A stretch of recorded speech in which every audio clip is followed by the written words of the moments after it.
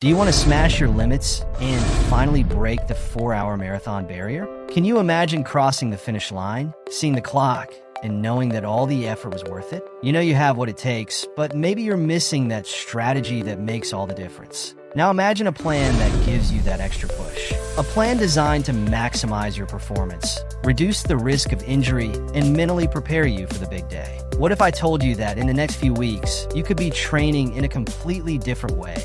Smarter, more effective? I'm about to share something that many runners overlook, and that will put you ahead of the pack. But first, are you ready to take on this challenge? Because what's coming next could forever change the way you train for your races. And trust me, this isn't what you're expecting. Running a marathon in under 4 hours seems almost impossible for many, right? Weeks of training, pain, doubts, and in the end, you see the time slipping away. The clock keeps ticking, but your legs don't. But here's the real issue. It's not just about running faster. It's about training smarter, following a plan that truly works. A plan that eliminates guesswork and takes you step by step toward your goal. And here's the promise. This isn't just another generic plan. This plan is designed for you to help you break that 4-hour barrier without burning out, without unnecessary suffering. It's a plan that makes every minute of your training count. So, when you're at the starting line, you'll know you have everything you need to succeed. Are you ready to change the way you train and become the runner you've always wanted to be? Because this 4-phase plan is your chance. Phase 1. Base building, weeks 1 to 4. In this initial phase, your only goal is to build a strong foundation, which means you'll focus on endurance. During the first 4 weeks, the emphasis will be on accumulating miles at a comfortable pace without worrying about speed. This is where you train your body to run long distances without burning out prematurely. Think of it like laying a firm foundation for a house. Without a solid base, everything else crumbles. You'll be working to strengthen your heart, your muscles, and your joints. Forget about speed for now, and just enjoy those easy miles. Key tip: aerobic zone training. This is your conversation pace, meaning you should be able to talk while running without getting out of breath. This helps improve your cardiovascular capacity without putting too much strain on your body. Plus, add 1 or 2 strength training sessions per week to maintain muscle balance. Don't worry about time yet. Just focus on covering distance and feeling good at the end of each run. Phase 2. Speed boost, weeks 5 to 8. With a solid base under your feet, now it's time to start working on your speed. During these weeks, you'll introduce interval training and fartlek runs. This is where you'll begin to feel the power in your legs. Intervals are key. You'll run at a faster pace than usual for short periods, followed by active recovery at a slower pace. This trains your body to run faster and recover faster. Example: 4 by 800 meters at race pace with 400 meters of easy jogging between each rep. This helps increase your ability to maintain faster paces without burning out. You'll also add 1 day of fartlek, where you alternate between fast and slow, running more freely, keeping things interesting and improving your mental resilience. Don't push too hard. Hard training sessions must be followed by recovery days, where you run at a very easy pace or take complete rest. It's in recovery that your body truly gets stronger, not during the intervals. Phase 3. Race simulations, weeks 9 to 12. This is where the magic starts to happen. Now that you have a solid base and have worked on your speed, it's time to start replicating what you'll face on race day. Race simulations are key. In your long runs, you should try to recreate the exact conditions you'll face on marathon day. This includes the type of terrain, expected weather conditions, and, most importantly, the gear you'll use. Each week, you'll do a long run where you cover distances nearing the 30-kilometer mark, but not so much that you completely burn out. During these runs, you'll practice your nutrition strategy. When to take energy gels, when to drink water or isotonic drinks. It's crucial to get your body used to what you'll be consuming during the marathon to avoid any surprises. Use these long runs to simulate the marathon. Run at the same time of day as your race. Use the same clothes, shoes, and gear. The key is familiarity, so that on race day, everything feels natural and predictable. Phase 4. Tapering and final preparation, weeks 13 to 16. This is one of the most critical phases, but one that many underestimate. Tapering, or reducing your volume, is what will allow you to arrive at the starting line rested, recovered, and with all your energy ready to explode on marathon day.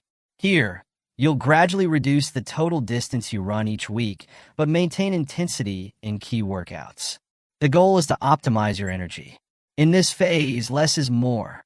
As your weekly miles decrease, you'll feel your legs becoming fresher. But this doesn't mean you'll become completely sedentary. You'll still have short and fast training sessions to keep the spark in your legs, but they won't be exhausting. The focus is on keeping your muscle memory active without tiring yourself out too much. Avoid the temptation to train too hard during this phase. The hard work is already done. Now it's time to give your body the rest it needs to fully recover. Trust the process. Don't obsess over doing more training. Instead, fine-tune your mental strategy.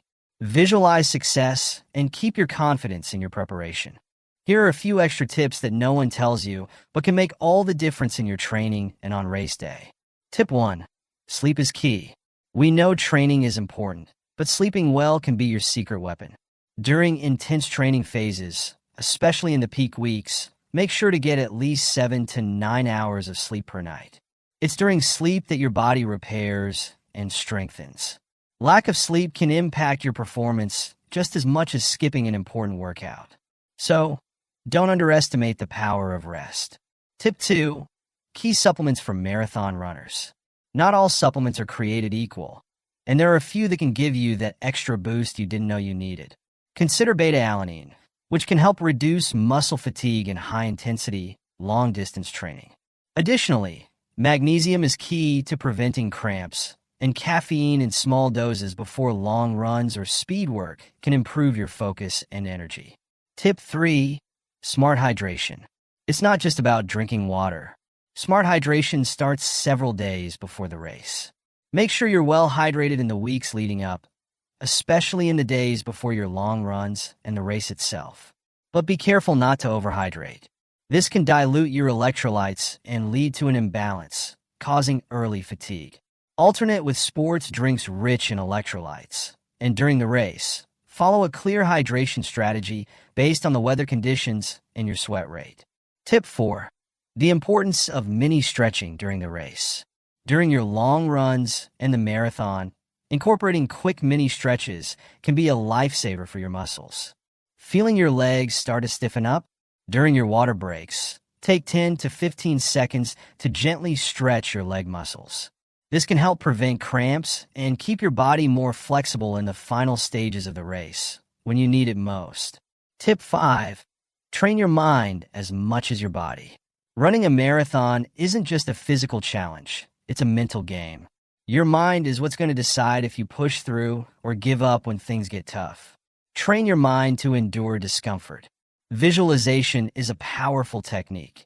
Imagine how you'll feel in those final kilometers of the marathon and how you'll push through that exhaustion. During your hardest training sessions, mentally repeat to yourself, "I've got this." Remember, your body goes where your mind tells it to. Tip 6. Listen to your body, not your ego. Sometimes the temptation to keep up with other runners or push yourself beyond your limits can be strong. But listening to your body is key to avoiding injury. If something hurts unusually, give it the rest it needs. A couple of rest days won't ruin your preparation, but an injury from ignoring your body's signals will. Pay attention to small aches before they turn into big problems. These tips won't just optimize your performance. They'll give you that extra edge that sets you apart from the other runners. Best of all, they're easy to implement and can make a huge difference in your training and on race day. And there you have it. With this plan and these secret tips, you'll be more than ready to break the 4-hour barrier in your next marathon. But remember, it's not just about the physical training. It's your mindset that will get you to the finish line. If you enjoyed this video and want more content to help you become a better runner, don't forget to subscribe and turn on notifications. Leave a comment below with your goals for your next marathon and what other topics you'd like us to cover. See you at the finish line.